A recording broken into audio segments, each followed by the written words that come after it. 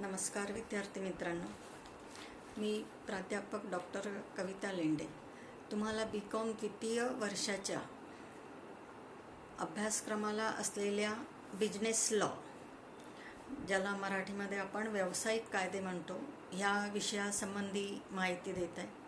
सुरुवातीला मी ह्या विषयाचं सिलेबस तुमच्यासाठी टाकते आहे. त्या सिलेबसनुसार ह्या बिझनेस लॉमध्ये जे 4 युनिट आहेत, युनिट नंबर 1 व्यावसायिक कायदे, ज्याला बिझनेस लॉ म्हणतो, याच्यामधलं 2nd chapter Indian contract act 1872, भारतीय करार कायदा 1872. युनिट नंबर 2 आहे वस्तू विक्री कायदा 1930, the sale of goods act 1930. याच्यामधलं 2nd चॅप्टर आहे भारतीय भागीदारी कायदा 1932, the Indian partnership act 1932. Unit number 3 आहे परक्राम्य विलेख कायदा 1881, ज्याला निगोशिएबल इन्स्ट्रुमेंट ॲक्ट 1881 असे म्हणतात. याच्यामधलं 2nd चॅप्टर आहे मनी लॉन्ड्रिंग प्रतिबंधक कायदा 2002, prevention of money laundering act 2002. आणि 4th युनिट आहे ग्राहक संरक्षण कायदा 1986, ज्याला द कन्झ्युमर प्रोटेक्शन ॲक्ट 1986 असे म्हणतात. याच्यामधलं 2nd चॅप्टर आहे माहिती तंत्रज्ञान कायदा 2000, इन्फॉर्मेशन टेक्नॉलॉजी ॲक्ट 2000. आणि 3rd चॅप्टर आहे सायबर लॉ किंवा सायबर नियम किंवा सायबर कायदे. विद्यार्थी मित्रांनो, जेव्हा आपण बिझनेस लॉ किंवा व्यावसायिक कायदे याविषयी अभ्यास करत असतो, तेव्हा हा विषय आपल्याला विद्यापीठाने का दिला याचा सुद्धा विचार तुम्हाला करायचा आहे. तर to make students aware about various laws relating to business, विद्यार्थ्यांना व्यवसायाशी निगडीत असलेल्या प्रत्येक कायद्याला जाणून घ्यायसाठी हा विषय तुम्हाला विद्यापीठाने दिलेला आहे. जेव्हा तुम्ही व्यावसायिक कायदे शिकता तेव्हा कायदा म्हणजे काय, what is mean by law, law म्हणजे काय किंवा नियम म्हणजे काय किंवा कायदा म्हणजे काय हे जाणून घेणं खूप महत्त्वाचं आहे. तर त्याविषयी थोडं सांगत आहे. व्यापार व्यवसायांबाबत जे कायदे लागू होतात त्यांना व्यापारविषयक कायदे असे म्हणतात. वस्तूच्या खरेदी विक्रीचे व्यवहार, पैशांचे व्यवहार, भागीदारी संस्था, कंपनी स्थापन करून चालविण्यात येणारे व्यवसाय, व्यवहारातून निर्माण झालेले उत्तरदायित्व, त्या उत्तरदायित्वाची पूर्तता, उत्पादित वस्तूची विक्री करण्याची अभिकर्त्याची नियुक्ती, त्यांचे कार्य, धनादेश, हुंड्या, विपत्र इत्यादी जे परक्राम्य विलेख असतात, ज्याला निगोशिएबल इन्स्ट्रुमेंट्स म्हणतो आपण, ते काढणे, ते स्वीकारणे इत्यादी सर्व व्यवहारांचा समावेश व्यापार व्यवहारांमध्ये होतो. हे सर्व व्यवहार कसे करावेत, व्यवहार केल्यानंतर त्याची जबाबदारी कशी स्वीकारावी, का स्वीकारावी या संबंधीचे सिद्धांत आणि जे नियम आहेत त्यांनाच व्यापारविषयक कायदे किंवा मर्कंटाईल लॉ किंवा कमर्शियल लॉ असे म्हणतात. जेव्हा आपण कोणत्याही कायद्याचा अभ्यास करतो किंवा जेव्हा आपण कोणत्याही लॉचा विचार करतो, तर त्या व्यापारविषयक जे कायदे आहेत त्या कायद्या व्यतिरिक्त सर्वसाधारणपणे क्लासिफिकेशन ऑफ लॉज, ज्याला आपण म्हणतो, कायद्याचं वर्गीकरण 3 प्रकारांनी केलं जातं. एक कायद्याच्या स्वरूपावरून, दुसरं कालखंडावरून आणि तिसरं धर्मावरून.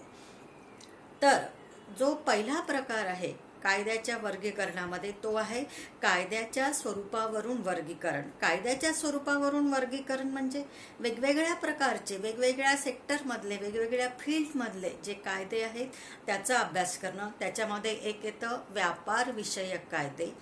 नेक्स्ट 2nd औद्योगिक कायदे, ज्याला इंडस्ट्रियल लॉ म्हणतात. नंबर 3 ग्राहक संरक्षण कायदे, कन्झ्युमर प्रोटेक्शन ॲक्ट. 4 घटनात्मक कायदे, कॉन्स्टिट्यूशनल ॲक्ट. 5 कामगार विषयक कायदे, ज्याला आपण लेबर लॉज म्हणतो. त्यानंतर 6 सहकारी कायदे, कोऑपरेटिव्ह लॉज. त्यानंतर 7 फौजदारी कायदे आणि 8 इतर कायदे. हे झालं कायद्याच्या स्वरूपावरून कायद्याचं वर्गीकरण. त्यानंतर ब प्रकार दिला आहे कालखंडावरून वर्गीकरण. कालखंडावरून वर्गीकरण म्हणजे आतापर्यंतचे जे कायदे तुम्हाला अभ्यासले गेले आहेत त्याच्यामध्ये सुरुवातीला तुम्हाला सर्वांना माहीत आहे भारतावर इंग्रजांचं राज्य होतं तेव्हापासूनचे जे काही कायदे आहेत त्याला म्हणतात ब्रिटिशकालीन कायदे. त्यानंतर भारताला जेव्हा स्वातंत्र्य मिळालं तेव्हा जे कायदे करण्यात आले त्याला म्हणतात स्वातंत्र्योत्तर काळातील कायदे. आणि मेन पॉईंट नंबर आहे 3rd, ज्याला म्हणतात धर्मानुसार कायद्यांचे वर्गीकरण. प्रत्येक धर्मातील कायदे हे वेगवेगळे असतात. मग धर्मानुसार कायद्यांचं जेव्हा तुम्ही वर्गीकरण करता तेव्हा हिंदू कायदे, नंबर 2 मुस्लिम कायदे आणि 3 इंग्रजी कायदे. हे जे कायदे आहेत ह्या सर्वसामान्य कायद्यांचा आपल्याला अभ्यास जरी तुम्हाला करायचा नसला तरी व्यापारविषयक कायदे म्हणजे काय, त्याच्या कन्सर्निंग किंवा त्याच्या निगडीत असलेले सर्व कायदे तुम्हाला अभ्यासायचे आहे. तर व्यापार विषयक कायदे म्हणजे काय, कायद्यांचे अनेक जे प्रकार असतात त्यापैकी व्यापारविषयक कायदे हा एक खूप महत्त्वाचा घटक असतो. व्यापार व्यवहारांबाबत जे कायदे लागू होतात त्यांनाच व्यापारविषयक कायदे असे म्हणतात.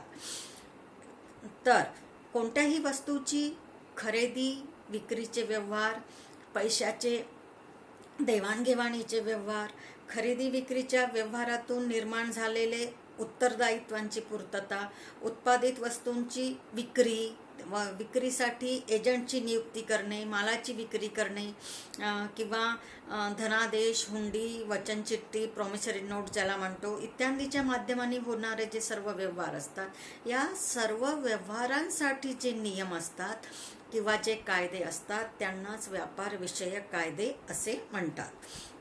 व्यापारविषयक कायद्यांची जेव्हा आपण व्याप्ती बघतो तेव्हा ह्या व्याप्तीमध्ये कोणकोणत्या व्यापार व उद्योगांना कोणकोणते कायदे लागू होणार आहे याचा सुद्धा तुम्हाला याच्यामध्ये अभ्यास करायचा आहे.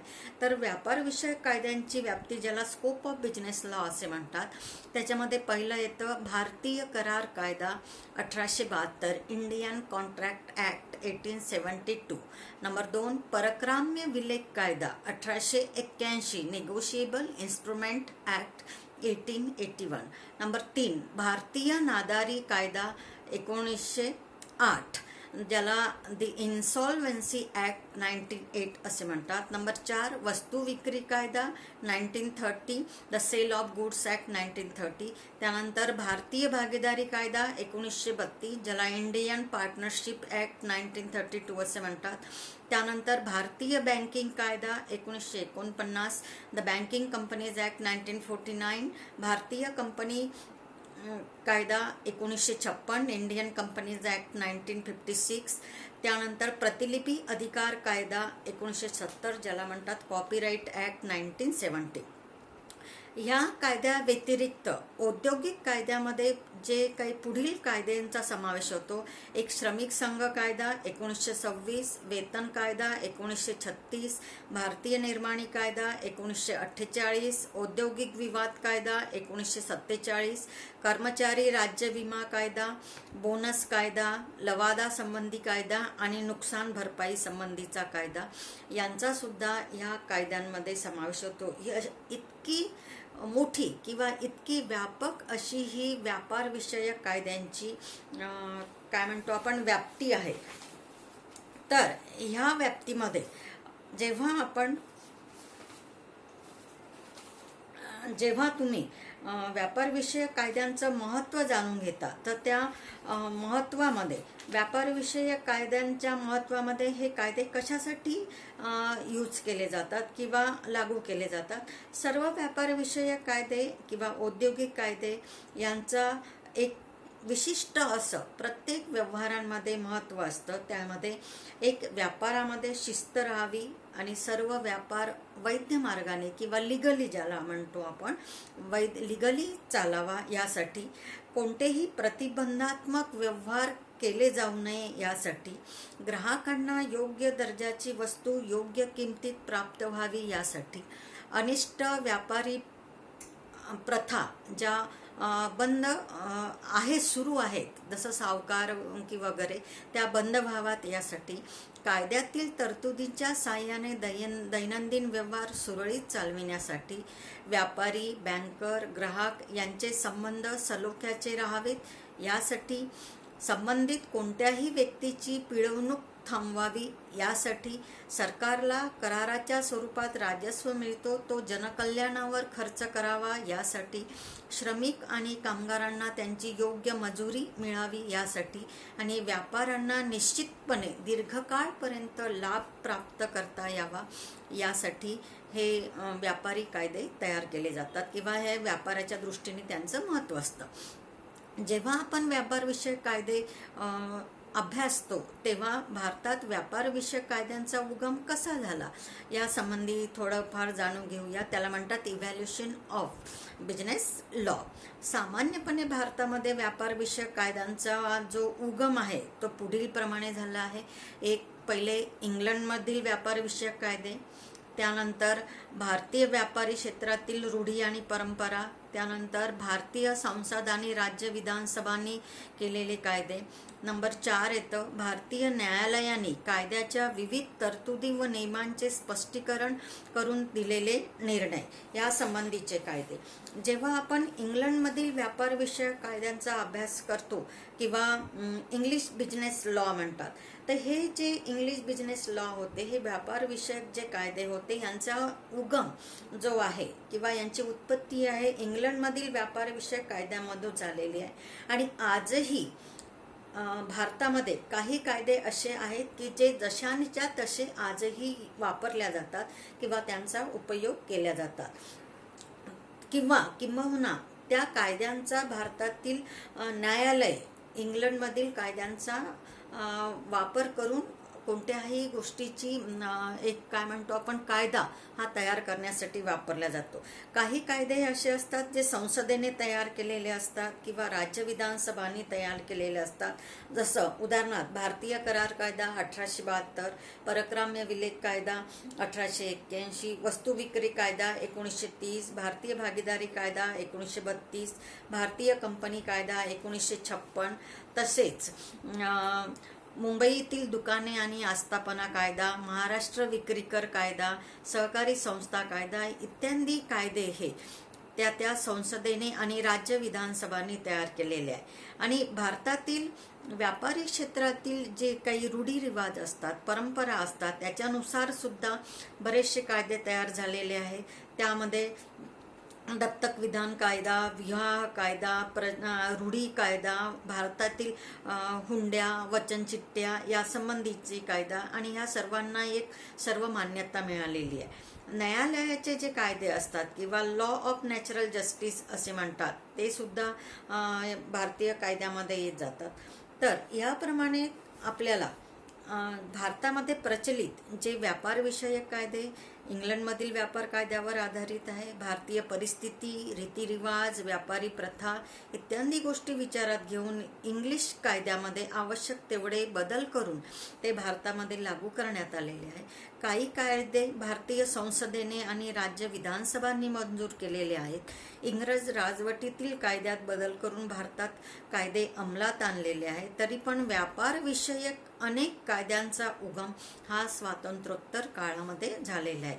आजच्या ह्या लेक्चरमध्ये तुम्हाला हे बेसिक जे दिलेलं आहे व्यापारविषयक कायदे म्हणजे काय, त्यांची व्याप्ती म्हणजे काय आणि त्यांचा उगम कसा झाला आहे, उत्क्रांती जी म्हणतो, रिव्हॅल्युएशन जे म्हणतो ते कसं झालं यासंबंधी माहिती दिली आहे. नेक्स्ट क्लासमध्ये किंवा नेक्स्ट पिरियडमध्ये तुम्हाला इंडियन कॉन्ट्रॅक्ट ॲक्ट यासंबंधीची माहिती देणार आहे. धन्यवाद.